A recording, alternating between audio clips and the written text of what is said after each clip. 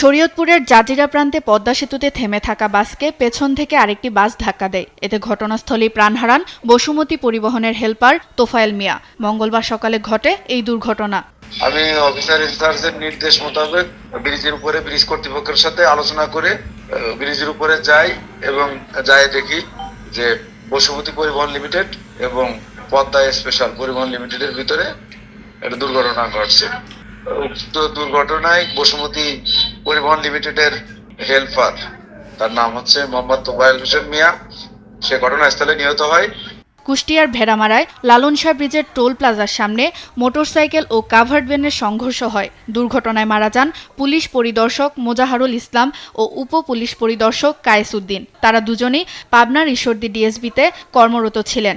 তারা হয়তো অফিসিয়াল কাজে এই ব্রিজ পার ইউটার্ন নেওয়ার সময় পিছন থেকে একটি কভার্ড ভ্যান এসে তাদের চাপা দেয়। আমরা ইতিমধ্যে এই কভার্ড ভ্যানকে শনাক্ত করতে পেরেছি এবং যথাযথভাবে দ্রুত আইনগত ব্যবস্থা গ্রহণ করা হবে।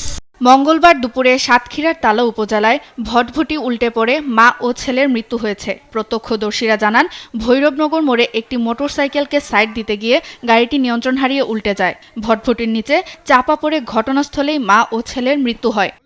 চট্টগ্রামের হাটহাজারীর ধলই ইউনিয়নের মুনিয়া পুকুরপাড় এলাকায় দাঁড়িয়ে থাকা মাইক্রোবাসকে ধাক্কা দেয় একটি ট্রাক। এতে ট্রাকের ভেতরে আটকে পড়েন চালক। ফায়ার সার্ভিসের দুটি ইউনিটের চেষ্টায় চালককে উদ্ধার করা হয়। এছাড়া খুলনার দৌলতপুরে সড়ক দুর্ঘটনায় এক শিশুর মৃত্যু হয়েছে। সুপ্রিয়া তৃষা, নিউজ ডেস্ক, দেশ টিভি।